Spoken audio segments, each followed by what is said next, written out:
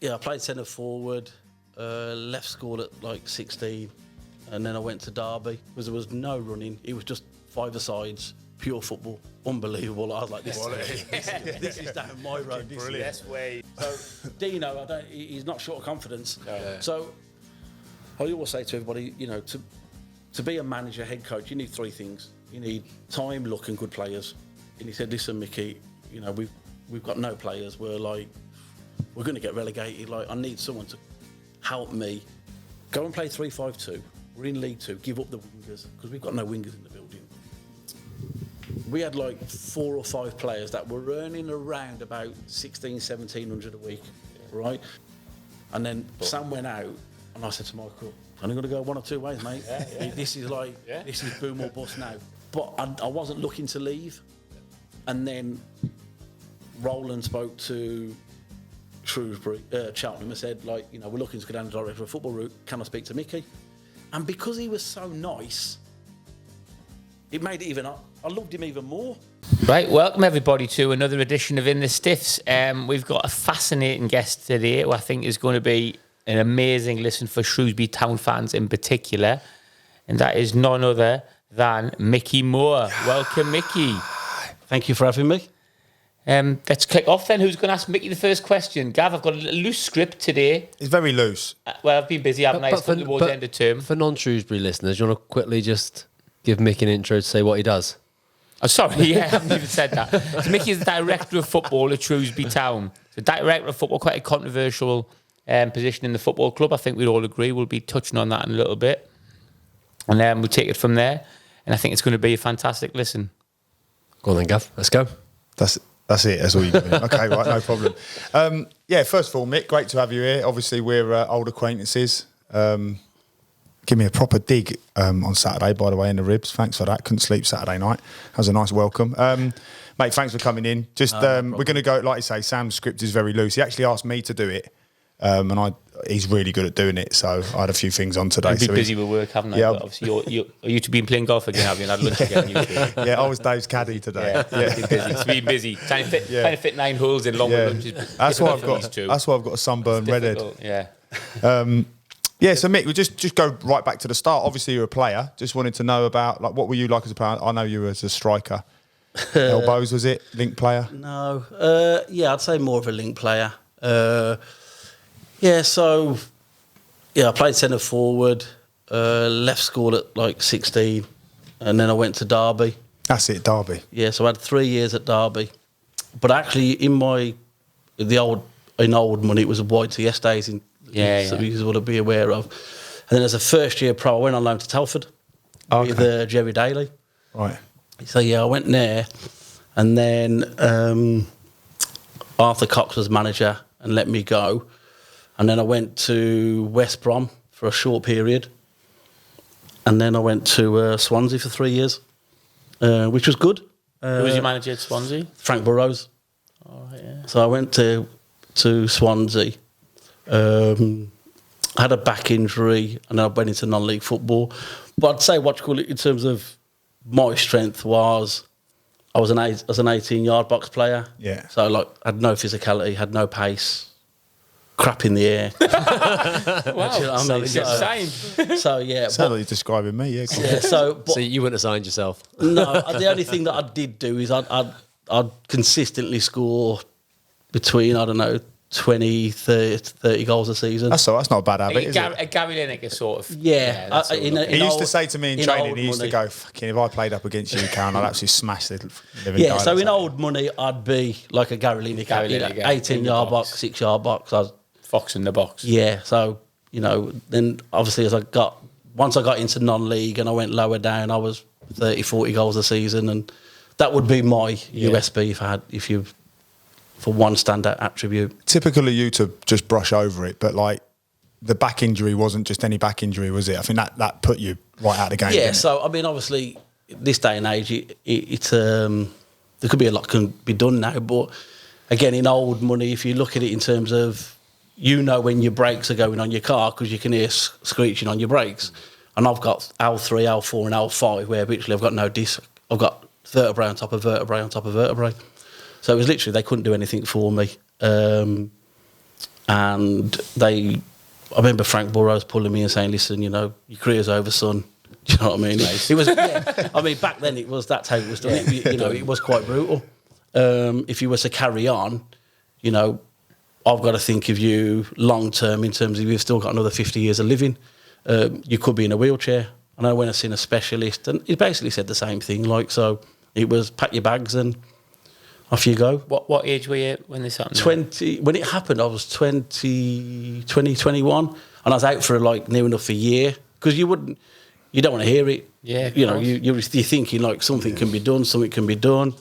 I was doing quite well at Swansea in terms of like in and around, like there was no like in old money again, there'd be a first team, and then if you didn't play, if you're on the bench and you didn't play, you play for the reserves. Yeah.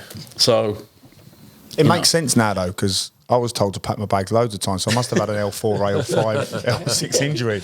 That must have been what it was. I have to get a scan. So then you went non-league, so that's part time. Yeah. So what I did then was I knew that I had to make a decision then what I'm going to do in life. Do you know what I mean? Because like all I've ever wanted to do is play football. So I went into coaching. So what I did was I came out I come out of Swansea and I went to Telford under Wayne Clark.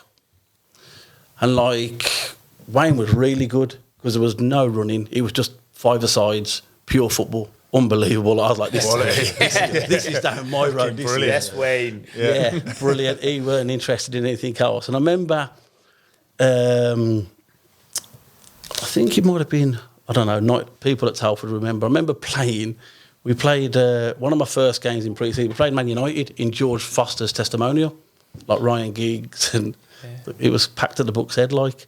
So then I went there, and I thought I'm going to go into coaching. So I went and took my coaching badges, and that's going to be the route I'm going to go. And I'm going to use non-league football to earn a few quid. And I was lucky enough that I earned a few quid in non-league. Wherever I went, I got looked after because I managed to score a few goals.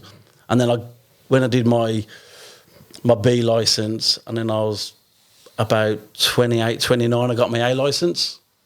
And then I stopped playing then. As soon as I got my A licence, that was me done. I knew I'm going to go into coaching in terms of whether I'm going to go into academies, whatever it was. What sort of age were you then, Mick? I was about 28 when I finished. I got my A licence. Well ahead of time then. And then what I did was, back in the day, there was these, like they're all over the place now, you know, like college footballers, college academies. Yeah. I got involved in a college academy, so I run a college academy. And then I got the opportunity to, Solihull Borough phoned me up and said, like, do you want to be the manager? I was like, well, I'm 30 years of age, like, you know, I've never managed or never coached in non-league, never do. And they were like, yeah, it's okay. You know, you got your college lads, and because I think in 12 months' time they were going to merge with Moor Green to make Solihull Moors, as you know Solihull Moors now. So I went, yeah, okay, in for a penny, in for a pound. I got nothing to lose. It doesn't matter where we finish because the club's non-existent.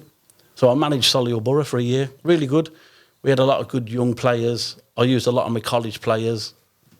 And then I was really lucky with my college. Really, really lucky because the bloke who brought me in to do it wanted a really good scheme. So I managed to get some really good staff.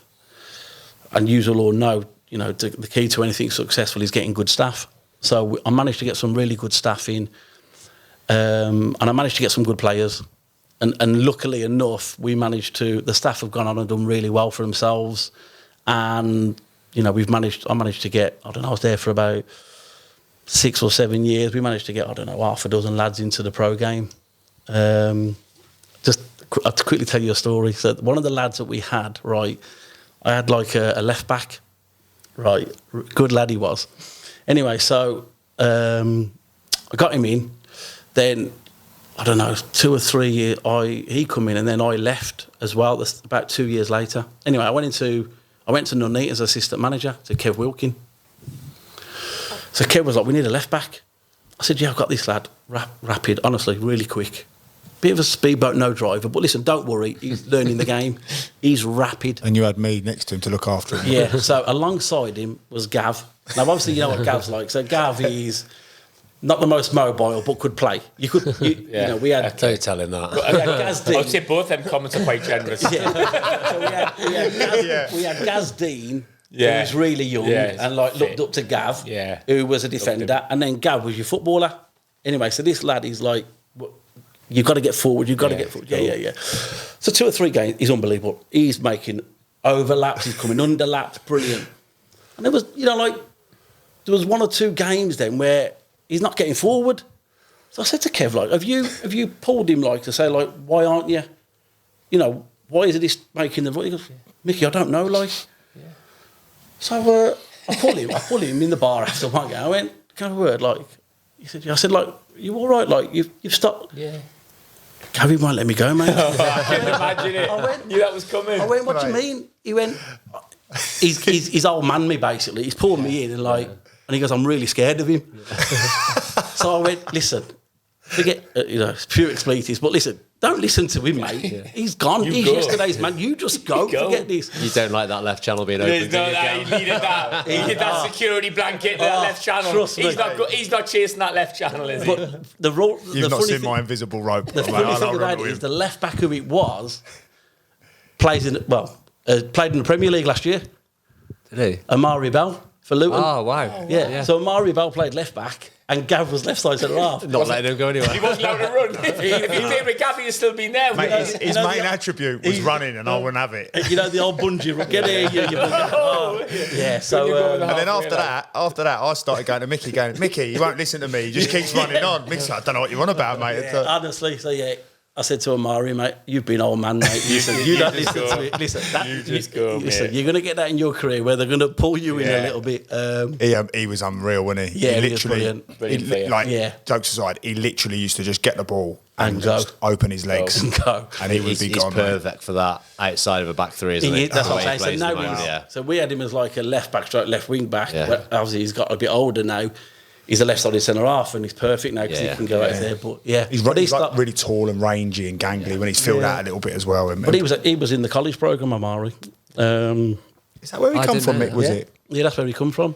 Were you always like interested in coaching? Because 21's young to be interested in coaching, is it? Most lads don't really start taking much of an interest until they really get a little bit older. Yeah, I was always interested in... Once I finished, it was like, okay, I'd always been interested, so I then put myself into coaching, just see where it would go and where it would lead you. But the college was the one. We managed to get some really good players. So the college, so they come do their education, but they get to train like an academy would nowadays. It's been really diluted now, like Mick said a minute ago. They're everywhere. But back then, obviously, they were few and far between, weren't they? So it was like, if you could get into one of them, it would be the best of the best of the best outside of academy. So they were really sought after. Catch some of those late bloomers. Yeah, they were really successful. They were really successful. The real success is like really early. We were really lucky. We had a Manny Smith who went to Warsaw, Theo Street who went to Warsaw, Derby, and we got 2 or 3 into the league. And then all of a sudden, we got a bit of a reputation around the area. And then we got more and more. And just to stop, because I know Theo listens to this, and obviously Theo's like one of my really good mates. Like, we can't say footballer, it has to be in the loosest term. Theo he's a good defender. Very good athlete, very good defender. Yeah, just so Theo, just so you're listening, we're not talking about you in football terms, right? So, because I know I'll get a call tomorrow. And then like the first real breakthrough was I had a centre forward who wanted to come on the scheme, but his mum went, no, he's not coming. Yeah. He's going to go back. He's been at a club for 8 years. He'd been released at 16. He's going to do his A-levels because he's really intelligent. And he come to me and he said, listen, Mickey, I want to join the scheme, but my mum won't let me. So I said, okay, bring your mum in. We'll have a conversation. So we had a conversation. She wanted to do A-levels. I said, what if I could get him doing his A-levels and his education and the football? Yeah. Then he's going to have to... And she went, if he's willing to do it, which he said he was. And so he come in and he was 16. I put him straight into my first team because then I went, after Solihull that 12 months, I went to Stratford as manager. And I put him straight into my first team. And I only had him 3 months, was Will Grigg. Oh, wow. Will Grigg started.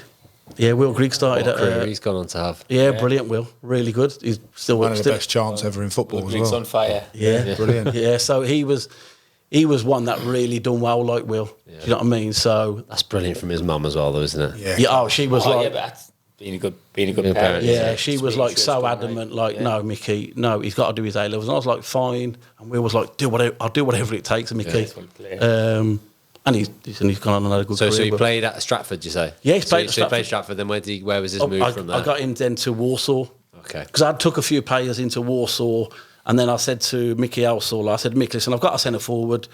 He said, Mickey, I know all about him. I went, no problem, Mick. If you don't want him, no problem. I've got other clubs that are interested. And then he said, no, okay, bring him in for a week. And he done well, and the rest is history. Like, but the college at that stage was a good opportunity for kids to get an opportunity. Yeah. And I took a young coach on. His mum and dad were leaving to go down to Newquay. They were uprooting, but he wanted to stay. He worked at Birmingham in the community, but he wanted to coach. You know, community is about going into schools and doing not just football. And he wanted to be a football coach. So I said, come with me, like, you know, you can come and help me do the first team and da-da-da-da-da. So he had like 3 years with me. And then, you know, after about 12 months, he got his missus pregnant. But he was a really good coach, you know what I mean, and a real student of the game. And I took him under my wing for like 3 years. And then he went to West Brom. He's now at Bayern Munich as assistant manager. Aaron Danks. Aaron Danks. Yeah. So Aaron Danks started off at Solihull College with me, my assistant. Wow, amazing. What a story. Yeah. So, like, you know, we had, like, Jimmy Shan, who's now at Villa 18s. We had the West Brom job, didn't he, for a while? Yeah, we had Bealey, Richard Beale, who's now 21s. So, like, great guy. Yeah, so these all worked in the college with me. Like, they all worked. You know, it was brilliant. We had a really good staff. They all kept moving on and you had to stay. Yeah, I had to stay, yeah. When did you come out of that then? So in 2009, about 2010, I got an opportunity to go to Mansfield as assistant manager full-time. So I went to Mansfield. Just before that, though, Mick, I remember vividly, like, when I didn't know you at the time, but I knew of you. Your name was really, like, reverberating around non-league at the time. You know, someone who was, like, again, really clued up, really, like, you know, almost like it was felt to me at the time like you were very much like a scout and people leaning on you and players were moving on and, like, you know, if you could be attached to you and linked to you, you'd probably get a move. And I remember the first time I ever met you, I remember we were having a conversation. I remember walking away saying to me, who's that? He went, it's Micky Moore. And I was thinking, and the name just stuck. Yeah. But that's obviously we met later properly. But yeah, I was quite lucky because, like, you know, then you know, got some good young lads. Like, I got Matty Blair, who couldn't put his shoes on the right feet in terms of, like, 17 and, you know, went on and had a good career. Like, Ratty done well, Jack Byrne had a real good non-league career. So we had some good players. So I got the opportunity to go to Mansfield full-time as assistant. What were they in League 1, League 2? No, they were in the National League. Right. So, and Paul Cox was manager. Yeah. And I said to Paul, like, you know, as long as I could do the coaching, you know, you can manage and do all the other stuff. And he was happy with that. He would be, wouldn't he? And and then he... so Mansfield, like, mid-table in the National League. And we ended up finishing third that year. And we did well. We lost out to York. Funny enough, Blairy scored actually for York. But in that year, we lost 7 games all season. We never lost 2 games back-to-back or never lost 2 games in a calendar month out of 46. Yeah. So we, like, the winners, funny enough, the winners were Fleetwood and second were Wrexham. They, like, had 100 points and 101 points. It was that freak year, like where Vardy was on, Dean Saunders was manager of Wrexham, and they had, like, an unbelievable team. Would that be when you were there? Been the year after that. Right, okay. Following year, I was there, did terrible. No, but really kicked on after. Yeah. Saunders. But it's funny that you say that though, because didn't Saunders say things like that, like don't lose 2 on the bounce? Isn't it? Like, you know, you lose a game, right? It's how you react. Don't lose 2 on the bounce. Yeah. So not losing that, not losing 2 I left Mansfield that year after I went to Nuneaton.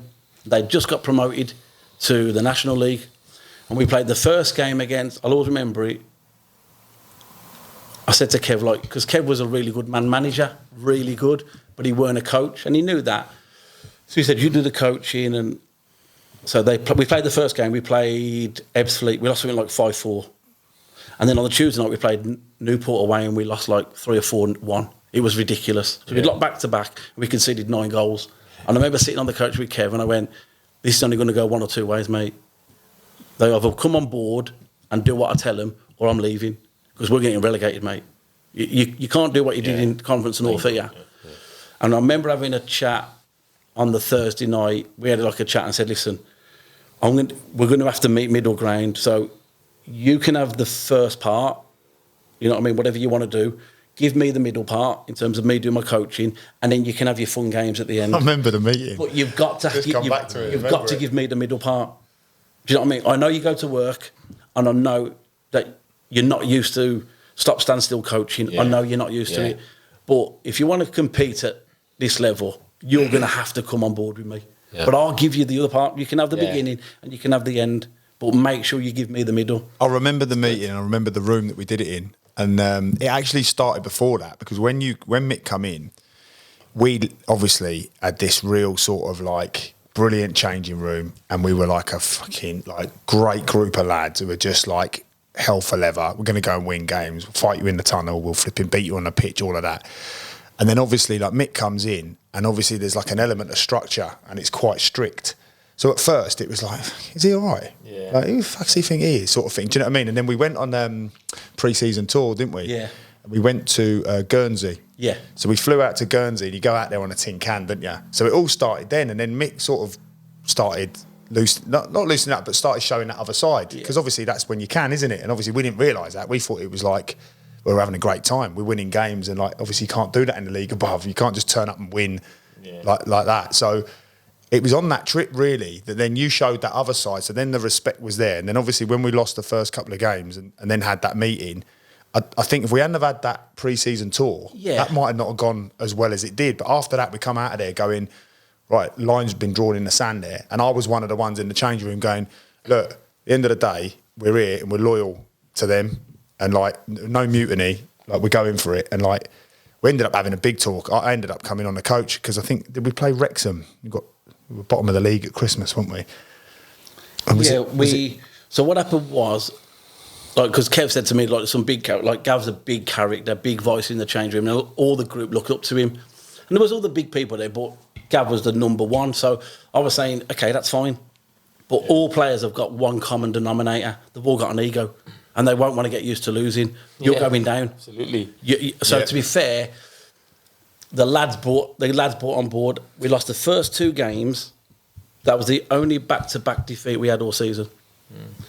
And so we chipped away. We'd draw, we'd lose. You know, we'd draw, we'd lose. We played Macclesfield at home, didn't we? Do you know what I mean? And what was it you changed? You said you had to have the middle part of the session to do some tactical stuff. So what was it? Just defence? Just shape. And it's a lot of stop, stand still. Yeah, a lot of stop, stand still. Which the lads hate, don't they? I know they hated it. So it was I concentrated more off the ball. Yeah. I'd get them to an area where they can showcase their talent. Well, then once they got there, I didn't care what they did. Yeah. Do you know what I mean? Because that was then. Like, there were some good players like Jimmy Armisen at the time was Ledge, Sleafy. There was some good players.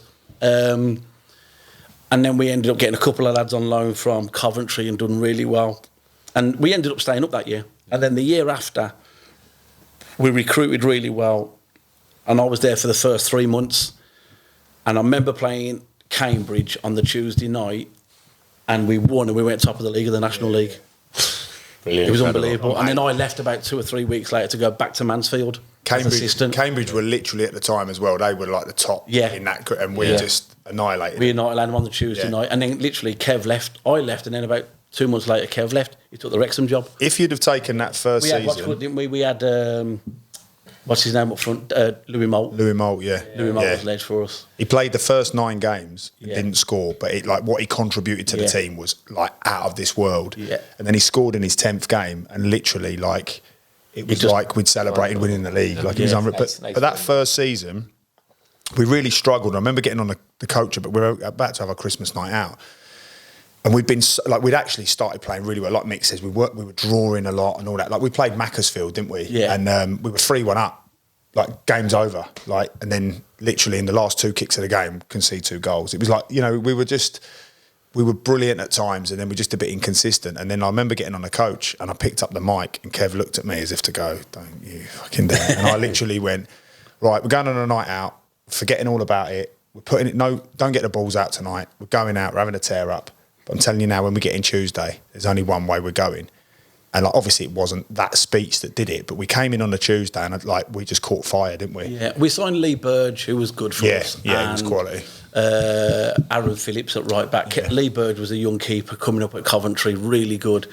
And then all of a sudden, he would make big moment saves where we'd go from, we're in games drawing, he'd make a save, we've got to do it in the score, and we'd go and win 2-1, or we'd go and win 1-0. And then all of a sudden, that gave us a lot of confidence. We finished 11th, I think, that season, which was like obviously a part-time team in the National League. They said, I remember them saying, if we'd have taken the second part of that season the first part of that would have won the league. Yeah. But is that because you put the structure in? Yeah, and again, and then Mick fucked off and left us all in the lurch. Like. Yeah, so, I mean, what do you call it? So it's easy for me to sit here and say it wasn't down to me. What was down to me was saying, listen, you know, I'd by this stage I'd probably had 5 or 6 years of coaching and managing. Yeah. Just give me an opportunity, and if it's not what you want and you don't see the outcomes, then, but just you know, if I'm there and you're there, let's come and meet in the middle. And to be fair, they did, and I think. Oh, we proper bought into it. Yeah, so I think they went, okay, then we're going to give this an opportunity. And it helped because the year before I was at Mansfield, we'd finished 3rd in the National League. I'd been in the National League, so I got a little bit of a stripe in terms of saying, let's give them an opportunity. Yeah. And then when they started seeing then it's starting to work in games, that's the key, I think it was a case of, okay, let's run with this. And then it snowballed, where it got to the stage then where at the beginning of sessions, I remember speaking to Gaz Dean, and I said, okay, then, so we always started off with shooting at the beginning. And, like, you know, if you put it over the stand, it's like £1 fine. Yeah. And then I'd be doing the setups, like, and stitching all the lads up, and we'd end up earning like 15, 20 quid every training session. So the lads bought into it. That was just from me. Yeah. So how did the Nuneaton? Not Nuneaton. How did the Mansfield thing come about then after Nuneaton? So what happened was I'd done 12 months and I had a falling out with Paul Cox, and I said, "No, I'm going to finish. That's me done." Like, what was that over? So I only had a 1-year contract, and he offered me another contract, and I thought he was a little bit disrespectful on the contract that he offered. Yeah. So I said, "Listen, that's me done." Like, and I think he thought I was joking. Yeah. So I went down, seen the chairman. I went to John Radford, who's there now. I went, "John, listen, chairman, listen, thank you for everything. You've been amazing. Really appreciate it, but I'm done." Do you know what I mean? I think he's been rude and disrespectful. I know my own worth. I know what I've brought to the group. And he's gone, "Mickey, I don't want to lose you." And I went, "Listen, I understand that, chairman, but Paul has the final say." And he went, "Yeah." And then, to be fair to them, the year after they went and won the league. And then they went up to the Football League. Yeah. And in the first 10 games, they were like, they couldn't win a game, basically. And then the chairman said to Paul, "There's 2 things going to happen here. Either you're going to turn this around or you're getting the sack. Now, if you're going to turn it around, you need to go and get someone to do the coaching." Yeah. Yeah. And the chairman kind of indicated, "You need to get Mickey back." Yeah. So then I'd kept in touch with Paul. We didn't fall out. It was out of principle. I was like, "Nah, I know my own worth." And then Paul phoned me up. He said, "Listen, Mickey, would you come back? We're in the Football League." I went, "Yeah, but I'm doing my contract with the chairman. I'm not dealing with you." Yeah. Do you know what I mean? And I spoke to the chair. I went and met the chairman. The chairman said, "I want you to come back." I said, "Okay, I want a 3-year contract." And he went, "Yeah, you can have whatever you want. Within reason." So I signed a 3-year contract as assistant there. And How long were you there? 3 years. And then Grimsby after that. So what happened then was Paul left after about 12 months, and Adam Murray took over. Yeah. Adam was like a fan's favourite, wanted to be a manager. I didn't really want to manage. I wanted to be a coach assistant. Yeah. So Adam took over. Really young Adam was 34. Wanted to fight the world. Wanted to reinvent the wheel. And I spent half my time babysitting him. So we did all right. Adam did well. But then my contract was coming to an end. So to be fair to Adam, he was quite honest to a degree in terms of saying, "Listen, Mickey, I get on really well with you. You know, you've been brilliant, but I just want to bring my own staff in." I was like, "Yeah, fine. You know, we're not going to fall out over it. It happens." Yeah. So we didn't renew my contract. He's a bit of a coach as well, though, isn't he? Yeah, He's Adam's a coach. Do his own stuff. Adam's a good coach. And then I went to. So when I left to go to Mansfield first time, I'd become Solihull Moors manager. Yeah. And then I left then, but when I left to go to Solihull Moors as manager, I put Marcus in charge. Yeah. So I said to Marcus, I want you to take over, because I'd put a lot of work in with the college and Solihull Moors then. you take over, and the club were good. So they let Marcus take over. So obviously then when I went back 5-6 years later, whatever it was, Marcus was manager. And then we then got the Grimsby job. And then basically we got the Grimsby job and we got to January and we had Omar Bogle, who was had done well for Paulhurst, to be fair, to get him out of the National League into. But Omar was bought from Solihull Moors from Marcus. But in their first year back, Omar was really hit and miss, and Paul had him on the bench. Yeah. And then Paul got the Shrewsbury job. So then the Grimsby job came up. So we got the job. And to be fair to Marcus, he near enough built his team around Omar because he knew him. And then from the end of November, beginning of December to the end of January, Omar scored like 12, 13 goals. He just went on an unbelievable run. And we ended up selling him for 1.3 million. But the turning point for us was when Marcus went in, I think one of the big mistakes he made was he said to every player, you'll all get an opportunity. I'm going to give you all an opportunity before January to show me what you can do. And the goalkeeper was a bloke called Dean McEwen, who played every single game, never missed. No matter how good or bad he was playing. To be fair to Paul and Doige, they brought a goalkeeper in as a backup to Dean McEwen. Mm-hmm. So I said to Marcus, like, you've promised now everyone to play, so you're going to have to play him. You've got no choice.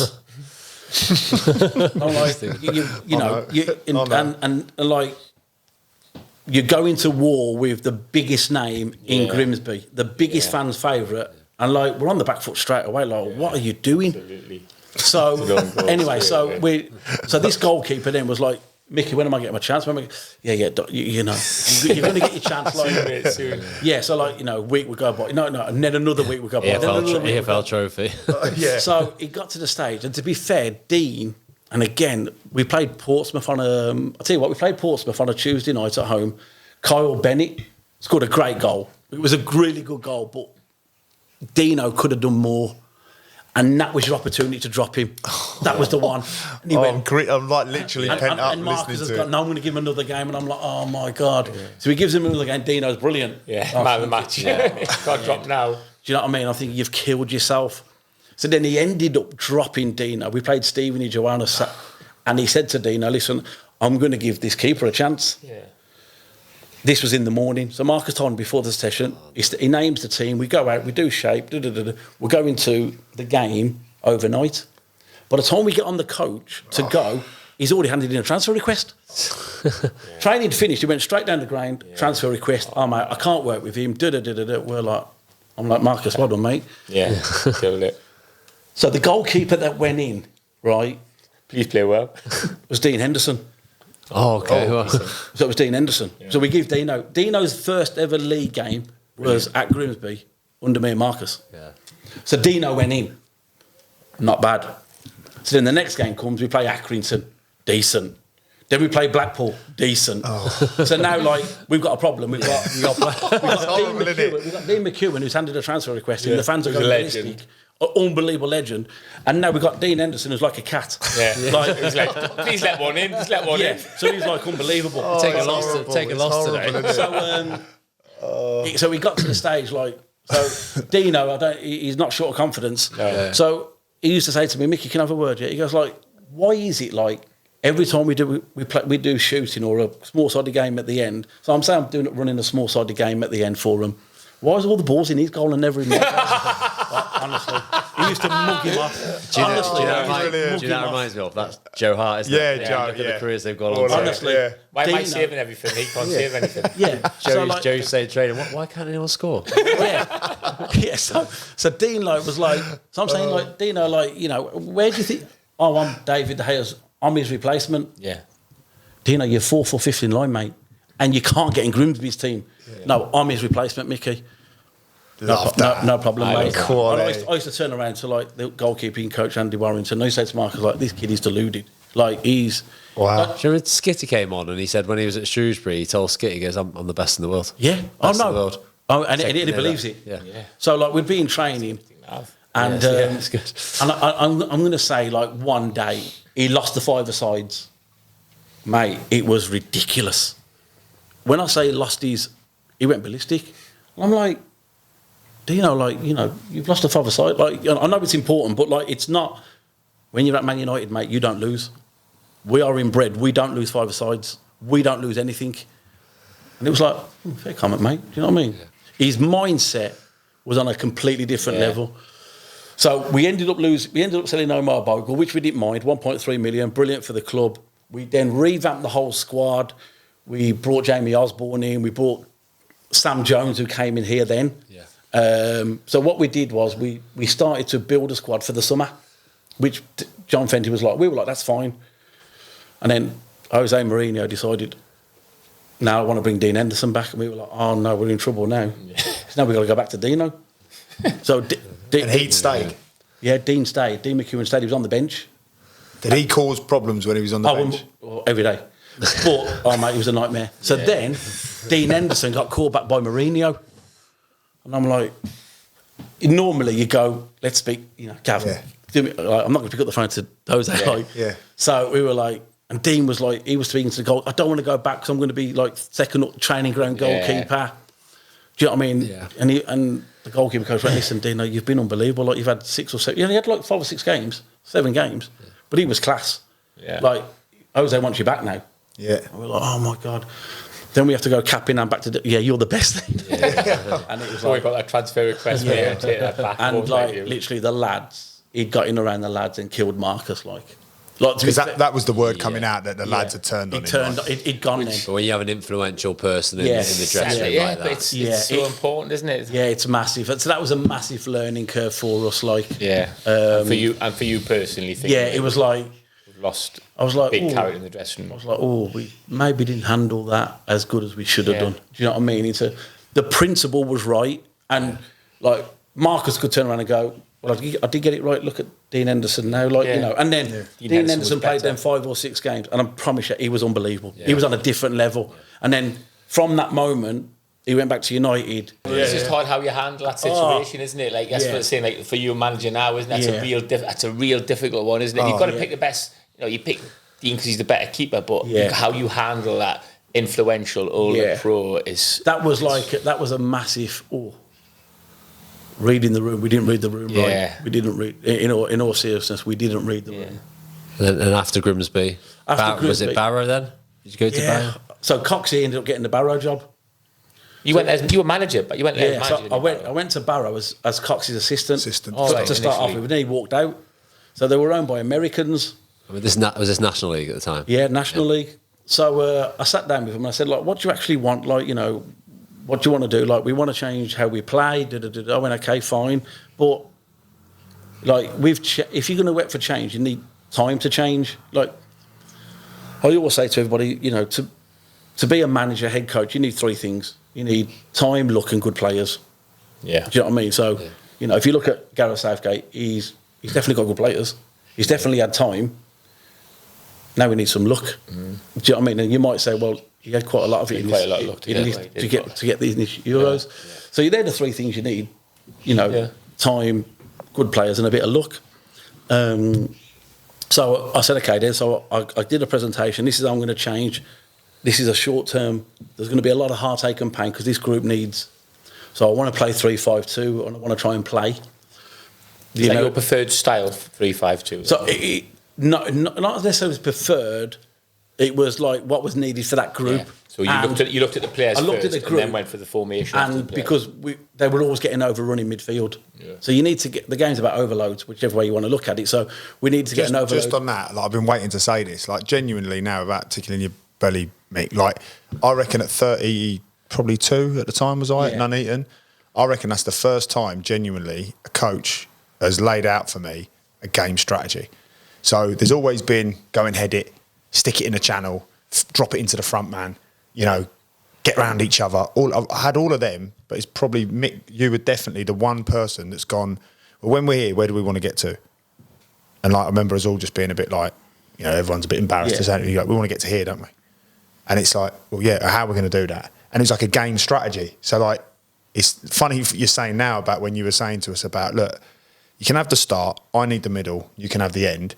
Now, funny enough, and I didn't realise I'd obviously got it from you, I say to the players, I just need 25 minutes out of the session. I get it. So I've obviously, like, subconsciously taken that in. But that's the first time I had a game strategy. So, that, like, how mad's that, 32 years old, and it's the first time a manager's gone to me, other than win your headers, do this, do that, has actually gone, right, this is how we want to attack it, and this is what we're going to do out of possession.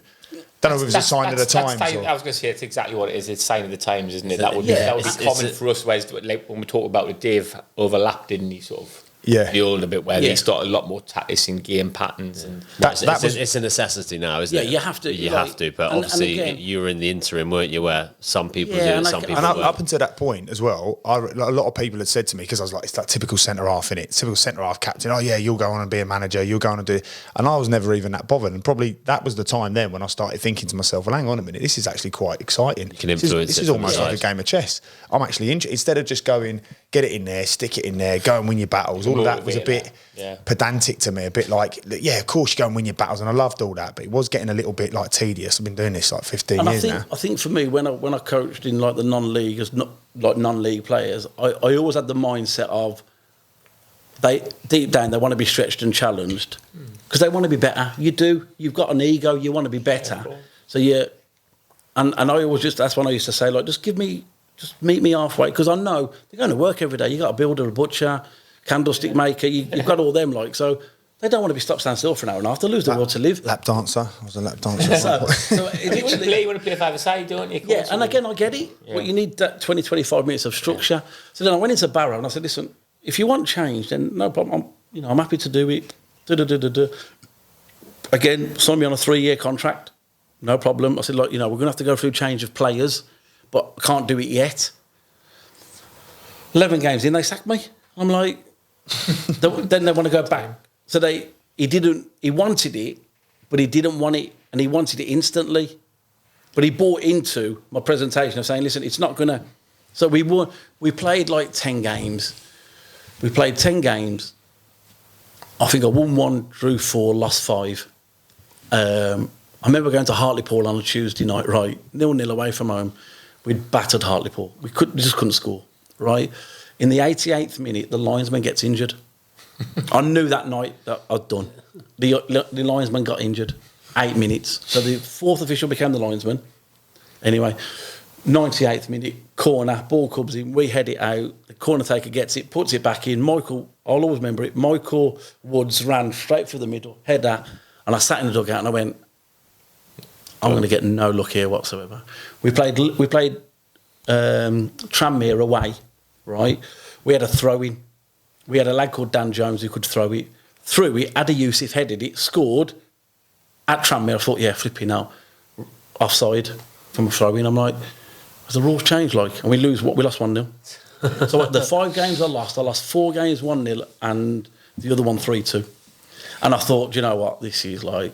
Thing is, it's easy for them to say. Like, fine lines, owners do say though, they know, like, I'll give you time. Yeah. But when you've won 1 in 10, they're just suddenly going, we're not giving you time anymore because of the pressure from the fans. Exactly. They just and like I remember like sitting down with the chairman and the vice chairman, who's now the chairman, Paul Hornby, and they're like, we're actually embarrassed to do this. I was like, no, don't be embarrassed. I said, I wear big boys' pants. I know the rules. You're very pragmatic like that, though, Mick, aren't you? You're very much like, it is what it is. It is what it is, so I get it. So, obviously, you've put me on a 3-year contract. Like, so, and 10 games in, you want to change it. So, fair enough, you've made your decision. I'm not going to change. Once someone's made the decision, I'm not going to change it. I was like, fine. But can I give you some advice going forward? If this is what you want, you've got to give it time. Did you have a contingency in the contract, Mick, or did you get your 3 years? So I did all right. You did all right. But then, like, to be fair, they brought Dave Hockaday in, and they got rid of him at the end of the season. To be fair, then they brought in Ian Evatt. Do you know what I mean? Yeah. And they gave Ian Evatt the time. Yeah. And then he's done a brilliant job, and he got promoted. Which is, but that's what they needed.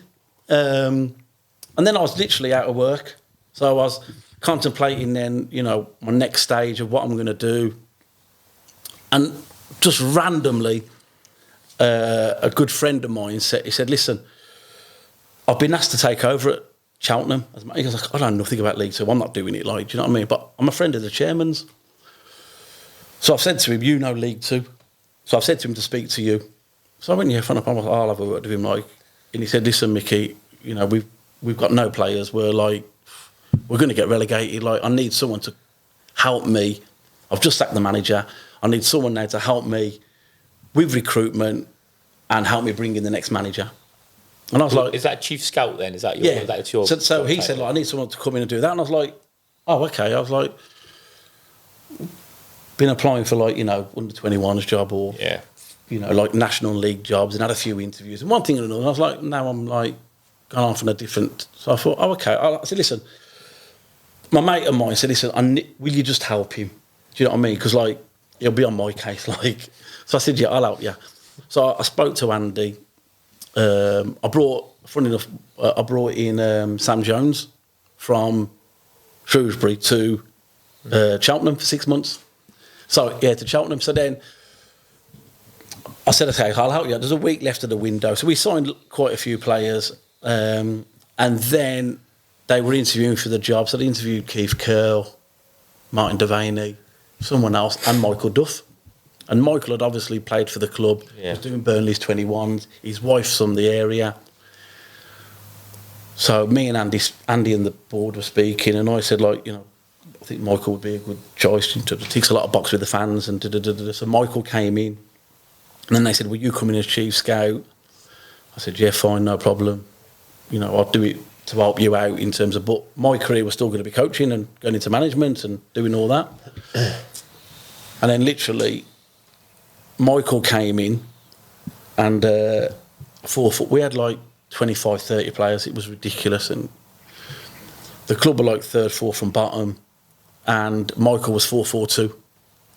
So Michael was right side centre half, get it, centre forward, peel off, big diag into like Barnes in terms of Djukovic in terms of head off the seconds, exactly like Burnley. So this went on, like, you know, didn't win a game. We couldn't even win a throw-in. We were celebrating winning throw-ins.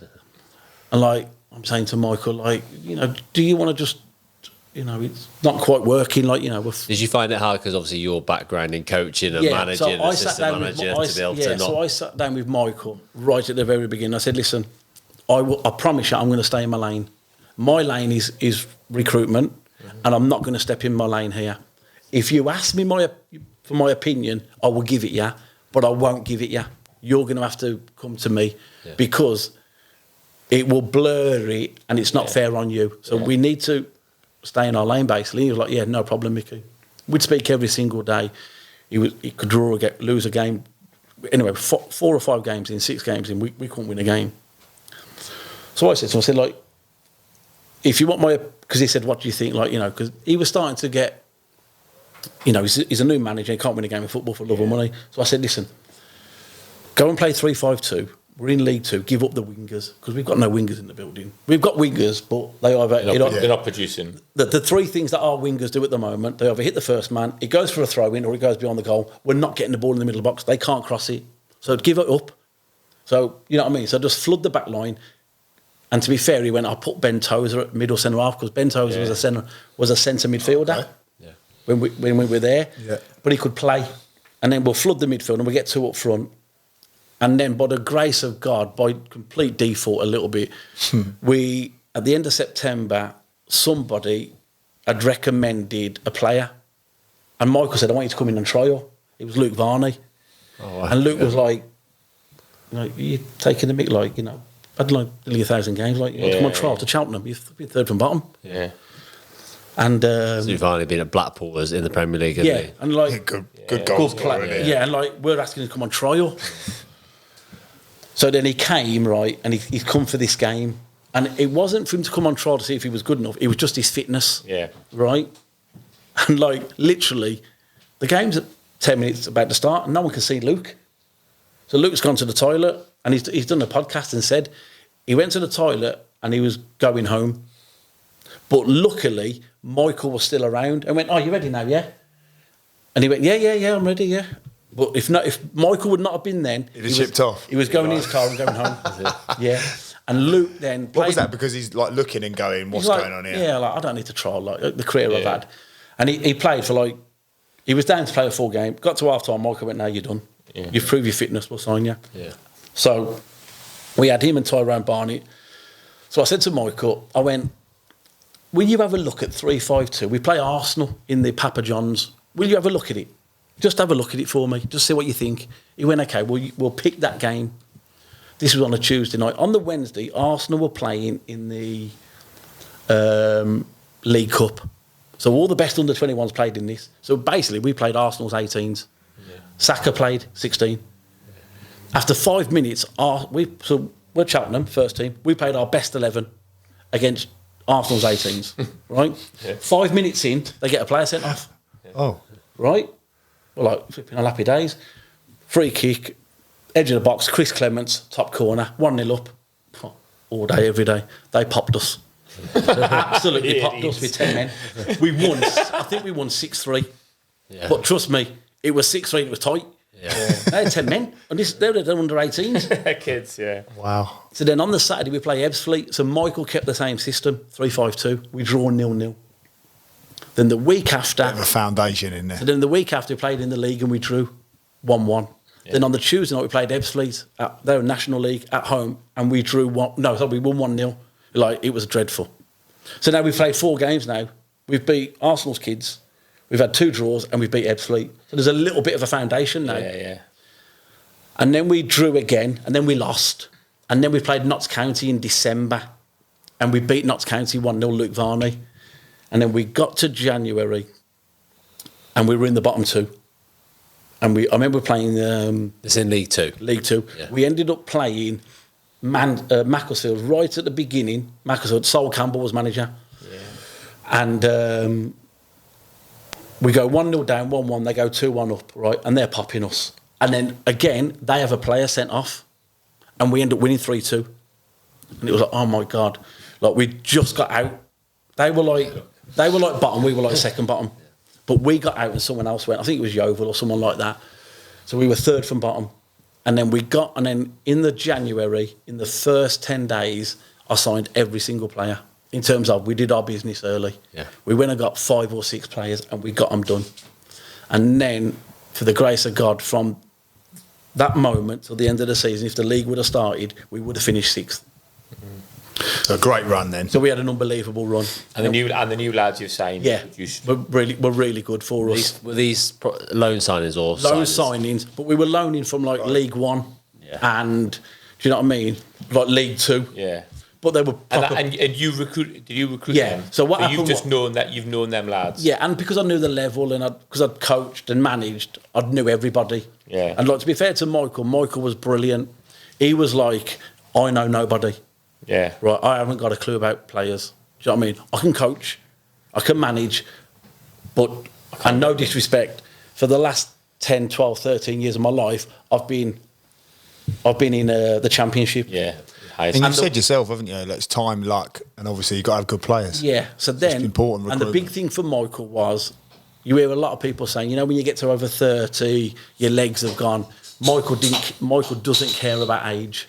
Because from the age of 31 to when he finished at 38, he had 3 promotions to the Premier League. Yeah. So he was like, I've done all right. Like, I've got 3 promotions from Burnley. He literally got promoted with Burnley, got relegated, got promoted with Burnley, got relegated, got promoted with Burnley. So then we got to the summer and we stayed up. I think we finished 16th, 17th. Yeah. And we had probably 7, 8 players where I said under contract, and I said, listen, they're not good enough. So I ended up negotiating with 4 or 5 of them a payoff and say, listen, we'll pay you off interest. The first 30 grand is, tax free. Just for the listeners, then that's obviously someone's got a year left. Got a year left. You won them out, so if they're owed 70 grand, you say we'll give you 25 grand or something. And then 30 grand's normally the bullseye in it because it's so what we said is, we'll give you something, then you can go and get a club and you make a few quid. And then when we got to the summer recruitment, what we did is I'd speak to Michael and say, listen, this is who I'd sign. These are the loan signings. Just quickly, Mick, on that, when you're doing your pay-ups, because I think you've explained it to me before, how did you balance the books there? Because obviously I remember you saying to me, it was better to pay these lads up as opposed to see out the term with them in the squad. If you can imagine, I don't know, let's just say we had like 4 or 5 players that were earning around about 1,600-1,700 a week, right? So 1,600-1,700 quid a week is around about 85-90 grand. So I'll give you 30 grand tax free. So now I'm down to about 50 grand, which is £1,000 a week, right? Then take out your national insurance off that, and it comes down to about 40 grand a week. So 40 grand a year. So I've got 800 quid basically. So from that, like 17, I've got if I let you go at 1,700, I've got to replace you with £800. Right. But I do that with the loans. Yeah. Do you know what I mean? So then I go and get 5 loans. So it wasn't like you were going above your means and you all of a sudden just ended up balancing it out. I ended up balancing it out. So I'd say so confident, though, Mick, to do that, because that's like then you've got to go and get players. Like you were confident to go in. Yeah, it's a risk, isn't it? It's a risk, but you've got to understand. I was starting with a low bar. Yeah, I was starting that we were finishing 17th in the league. Yeah. As long as we finished above there, and we weren't in the bottom 2, and I was quite confident. Like Michael's a really good coach, and I was thinking, well, if I get any half decent players, he's going to make them better. Yeah. Do you know what I mean? Yeah. So then, what I said to Michael was, these are the players that I'd look to sign, and these are the loans that I can get. And to be fair to Michael was like, well, you could be talking about Donald Duck or Pluto. I wouldn't have a clue. So just sign them. If you believe in them, I trust you. We'd built up a good rapport now. We're 7-8 months into it. So what we did. What's your role, sorry, at the moment? Then are you still classed as chief scout? Yeah. At this point. So at this point, I'm still chief scout, but I'm now running the academy. I'm running the football. So I am director of job description. Yeah, you're basically doing the football and doing the job. So by this stage, I'm sorting out the academy. I'm sitting on every board meeting, doing everything like that. So then, what happened then was, so we recruited for the summer, and the object was to make the club sustainable. Can we get to mid-table, and can we build? We ended up finishing 4th. That year, right? We get to the playoffs. COVID hits. We got into the playoffs. We played Northampton away. We're 2-0 up. We are the first club to lose a 2-0 lead. We lost in the second leg 3-0. Right? So we're 2-0 up at Northampton away. Second leg, we lose 3-0. So what happened was, after the first year, me and Michael sat down and he'd critique me and I'd critique him. Yeah? And then I'd said, this is what I think we need next year. And then we went and recruited, and he allowed me and trusted me to recruit, and we finished 4th in the league. Yeah. So then after that, Michael was down then in terms of because it was the first time, he'd been managing now 18 months, 19 months. And there was a part in the game, I looked down, and for about 5 minutes, 10 minutes, which isn't long, but it's massive when you're on the touchline, he froze. It became blur, and he couldn't see the wood for the trees. That momentum change. Yeah. The game was running away from him, and he couldn't wrestle it. And by the time he got his head around it, we were losing. So is that similar? Just for the big, this will come out in not too long. We've had the Euros. Gareth Southgate in a game where it starts to go away from him, and it's a big high pressure game. Yeah.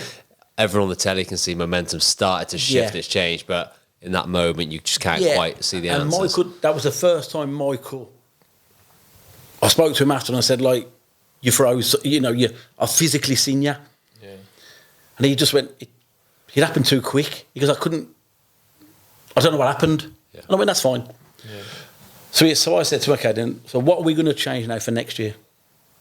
And he said, what do you think? I said, Again, we've never recruited for this, but we're going to have to recruit next year. We didn't recruit winners because we were never looking to get in the playoffs. Yeah. So every player froze. So it wasn't just Michael, the players froze because they were none of them. Yeah. We didn't have one player in the squad that had a promotion in their CV, not one. Yeah. So they didn't know what to do. So what I did was I said, okay, I'm going to go and recruit now some players that have actually got out the league. So if we're in this position again, they might be able to. We can draw upon their experience. So we signed Andy Williams, Liam Sercombe and Matty Blair. All 3 of them had got promotion twice out the league. So, and then again, some of it will be looked. I'm not going to take any credit of saying it was a master plan. So I said to Michael, again, the loans are going to be important. And we signed Josh Griffiths, Finn Azaz, Just Josh's West Brom goalkeeper, Finazal's Villa. So winger. what happened was, Finazaz was at West Brom, and they were stuck. They didn't know what to do with him. They were on the verge of, are we going to release him? What are we going to do? And I said, I'll tell you what I'll do. I'll take him on loan for £250 a week. So I took Finazaz for £250 a week. Yeah. Right? And I took Josh Griffiths on about £500 a week. Yeah, it was like ridiculous. Top goalkeeper, Josh's. Oh top my goalkeeper. God, unbelievable. Yeah. Right? So they were like, yeah, brilliant, because we don't know you're going to play him. We had no choice. Yeah. So we took some really good loans, and then I signed these three, and we had momentum from last year. And Michael then learned a lot from finishing fourth. Yeah. And he was even harder and stronger in the second year. Yeah. And then we started off really well. And it was one of those, like, we'd get to, like, I don't know, 10, 15 games in, and you'd have played in games and you'd have seen it. We'd go 1-0 up, and you might as well turn the lights off. Yeah. Because teams were like, no, we're not going to get back in it. Yeah. At this stage, we had Ben Tozer, who was on fire. We had Alfie May up front, who was on fire. So I signed Alfie May from Doncaster. Alfie was getting married in the summer. So this was the January, the year that we got into the playoffs. Signed him in the summer. He's getting married. They didn't know what they were going to do with him. So I said, okay, I'll give you £5,000. So I signed Alfie May for £5,000, and he was on 950 quid. Yeah. Right? So it was like, it was a no-brainer. He was playing right wing. And I said to Michael, he's a centre forward. If you look at his history in non-league, he scores goals in non-league. But Darren Moore's playing in right wing. By the way, Darren had a good team. Yeah. So Alfie then starts hitting the ground running. And we're winning games 1-0. And then we get to January, and then I signed Callum Wright, Sam Smith. We go again. Yeah. Do you know what I mean? We go again, because now we're play with Sam Smith. Is that the same? He's scared at Shrewsbury. I was at Reading with him as well. That's it. Back at Reading now. So I signed Sam Smith in the January, and he was in a week, and he moaned about the training ground. He moaned about COVID. He moaned about the weather. He moaned about the grass. He moaned about the food. So Michael was like, you need to get a grip of him, like. And I was like, okay. So I said to Sam, like, can we have a chat, like? So me and Michael pull him into the office, like, where's he called? Like, yeah, I don't like this, and I don't like this, and I don't like this. And Michael just let rip. He'd been on loan to Tranmere, Shrewsbury, Oxford. He'd had like 4 or 5 loans, and there was one common denominator in all the loans. Yeah. You were crap. So Michael went to him, listen, got him out the office, walked him. At the training ground, Michael had a big sign, leave your ego at home, leave your ego at this door, kind of thing. Like, when you come in here, there's no egos. So, listen, your contract's up in 4 months.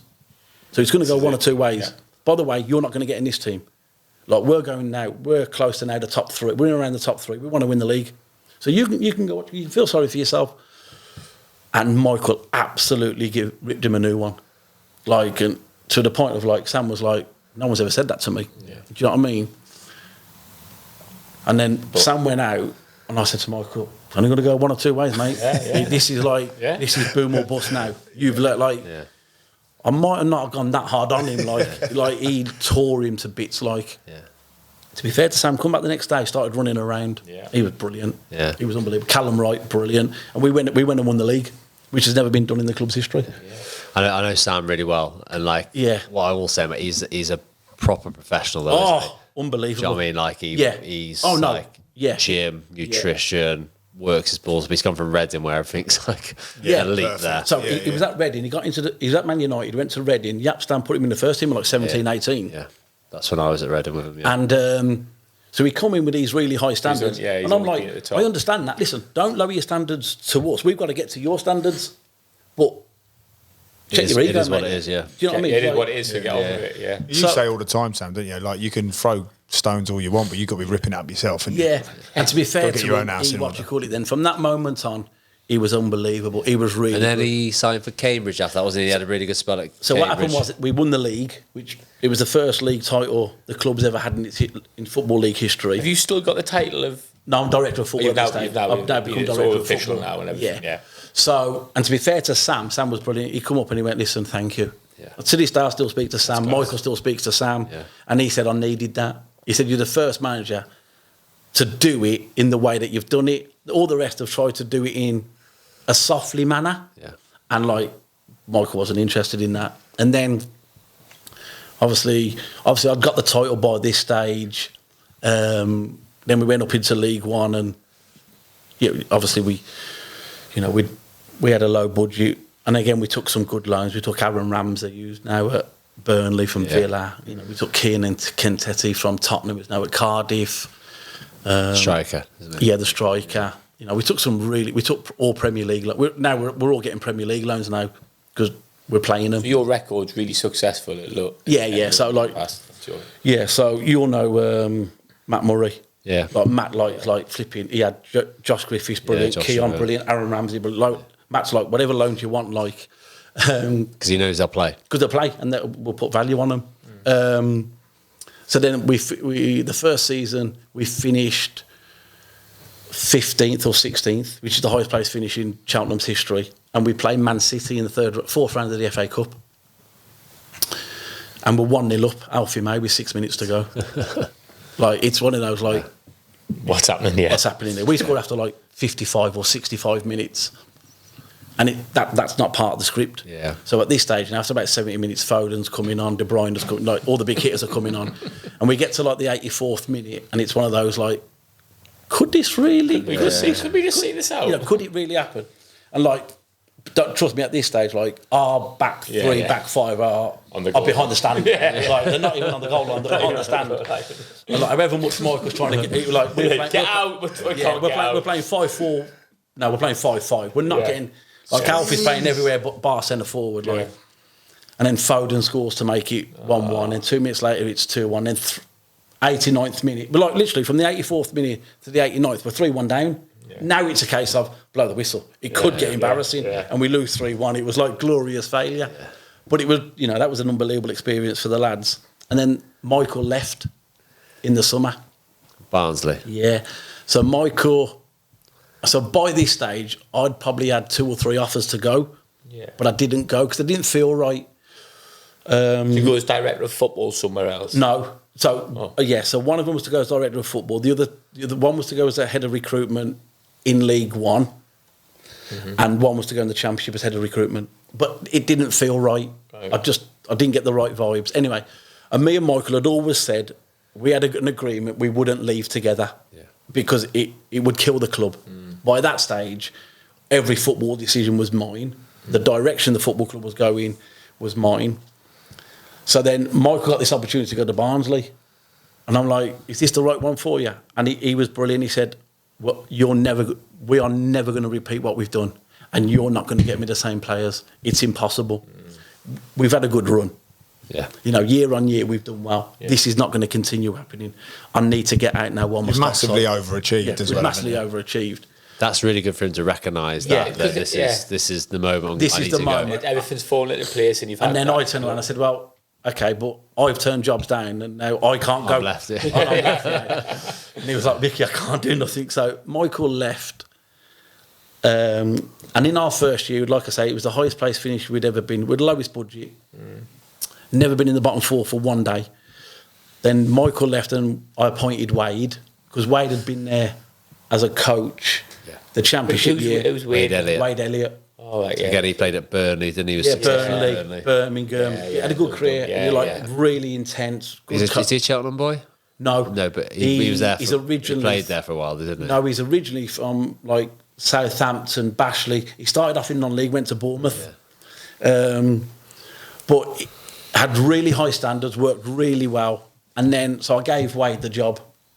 So I said to the board, I think Wade's the right person. Keep that continuity. So as director of football, you get to choose the manager. Yeah, at Cheltenham, it was. Yeah, at Cheltenham, the board were like, "Yeah, okay, we'll go with it." Because that's like saying nothing's broken here. But you've got a lot of trust in the bank there, though, haven't you? Like So at this stage, like they're trusting you. We're trusting now.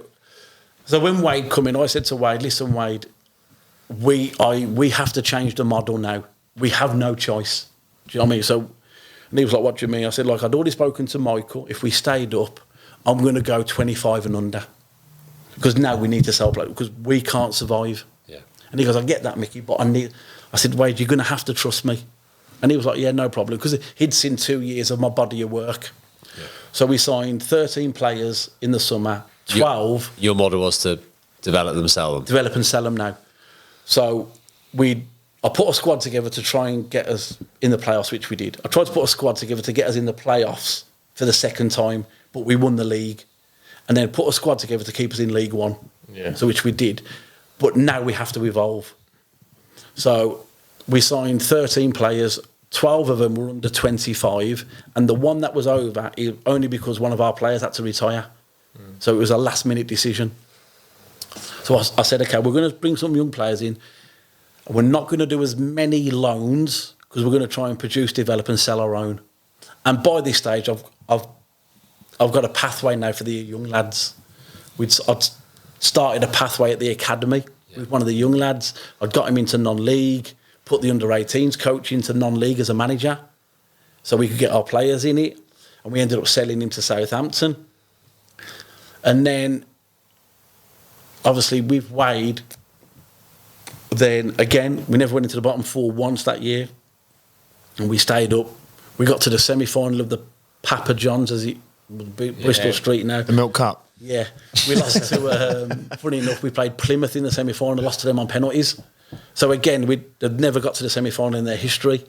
Now we'd stayed up 2 years on the trot. So now we're into our third year. The longest Cheltenham have ever stayed in League One is 3 years. So after year 2, halfway through that year, Forest Green had come in for me and offered me the job to go there. As director of football? As director of football, because I'd just lost Rich Hughes to Portsmouth. He's a good guy, isn't he, Rich Hughes? Yeah, brilliant. Yeah, good guy. So again... He was there with Rob Edwards, wasn't he? he? Yeah, he was there with Rob. He appointed Rob. So they come in for me, and I thought it didn't feel right leaving Cheltenham in the middle of a season. And I didn't think it was right to leave Wade, because I'd appointed Wade, and like 3 months into Wade's tenure, I'm walking out on him. It didn't. But you're the person who's going to have his back because you've done the job. And again, he was going through a difficult period, and the fans were questioning, the board were questioning him, and I thought, he needs me now, and it's not fair. This isn't right. So I ended up staying to the end of the year, and again, I'd like one or two people had muted about having conversations with me, but I wasn't looking to leave. Yeah. And then Roland spoke to Shrewsbury, Cheltenham, and said, we're looking to go down the director of football route. Can I speak to Micky? I'd never met him, never spoke to him in my life. How had Roland, the chairman, heard about you then? I think he'd seen the rise of what Cheltenham were doing. Yeah. And I think some of the selling point was we were making profit because now we were selling players. We were buying and selling. Yeah. Do you know what I mean? So he's looked at it. So he's looking at it and going, hold on a second. These have gone from nowhere to being in League One. And being profitable. With the lowest budget in the league. Yeah. They've never been in the bottom four. And now they're selling players. And now we're actually making money. Yeah. So there's... He obviously it's a done his own no-brainer, work. isn't it, when Shrewsbury to be like that? So then the club said to me, listen, we've had a phone call from Roland. He's interested. We don't want to lose you. And I'd always said to the club, if anyone ever approaches you, I will always give them the respect to go and speak to him. Even though I've turned clubs down before, I'd still go and speak to him because I didn't know. Mm-hmm. It was completely out of the blue. Yeah. And then I come and met the chairman, and when you meet the chairman for the first time, he's quite quirky in terms of how he speaks to you. And literally, honestly, we just connected. I don't know how and I don't know why. We just really... And I just felt a real warmth about him. Yeah. And we left the meeting and then he said, have a think about it. No pressure, And then I had another meeting with him. And I thought, well, okay, first impressions, it was good. Is he going to be the same again? And he was unbelievable. Really good. To the point, I wanted to cuddle him. Do you know what I mean? He's like... Have they got a manager at this time? Who was the manager? Steve Cottrell. So Steve Cottrell was... Still manager. Steve Cottrell was in there. Steve Cottrell was this at the end of the season? Yeah, so Steve Cottrell's in there, but the chairman's speaking to you. So Steve Cottrell know that he's speaking to you because... at this stage, you don't know what's happening. I don't know what's happening. So then he says, listen, I want to offer you the job, and I was like, yeah, okay, got a really good job at Cheltenham where basically I've got the keys to the place, and you've got full autonomy there. I've got full autonomy, the academy's now thriving. we've got sellable assets. You know, we've sold a few players. You've worked really hard to get to that point. Yeah, as well. we've worked, you know, to keep the club into the league for the third year. Yeah. You were saying a minute ago earlier, Mick, about Michael Duff. He'd sort of got to that point where he was like, look, we've had a great run. Did you feel a little bit like that yourself? I got to that stage now where I'd turned down a lot of opportunities, and I was potentially going to come to a club that's very stable, chairman that's like local, had a lot of years here, knows football. Yeah. And I went out and I spoke to my missus. She said, "What do you think?" I said, "I'm going to do it." She went, "Really?" Because I'd never She went, "Why?" I went, "It's him. It's the chairman. I've just connected with him." With every walk of life, everyone listens to this. Everyone would have a moment where it just feels right. Yeah. With you get that synergy, don't you? You get that gut 100%. feeling, which you can't And say then, why. And then Kenny was like, "So, you know," the chairman said, "Listen, this is what it is." And no exaggeration, the negotiations took 5 minutes. It wasn't like, it was just him.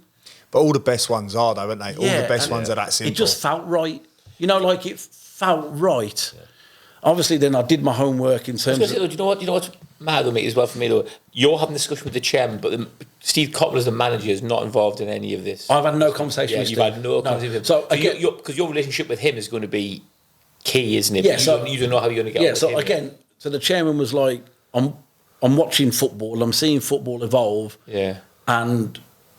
whether whether people agree, disagree, like it, dislike the role, whatever it is, everyone's going to have a director of football. That's the problem with your role, Mick, isn't it? Your role is like, I don't think supporters, like across the board, like as we do around this table, I don't think supporters understand the role.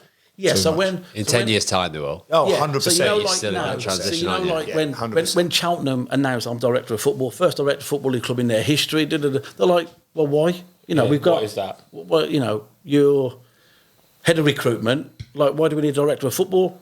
Because like their natural perception was, I was looking at the players, and Michael will be the first to admit, like every player that I said to Michael, listen, we want to sign Dave Edwards, and he'll go to me, what's he going to bring to me? Yeah. This is what I think he's going to bring to you. I know what you want now. So it's like presenting a banquet in front of the manager and going, right, what do you want to choose? Like this is... So like with Michael, it was a case of, and it's really strange. So Michael, the last thing he ever wants, if I said to him, I've got this midfield, he gets on the half turn, he plays through the lines and Michael switched off. Has no interest. He did not care one bit what I said about him as a footballer. Yeah. Can he run? Will he run?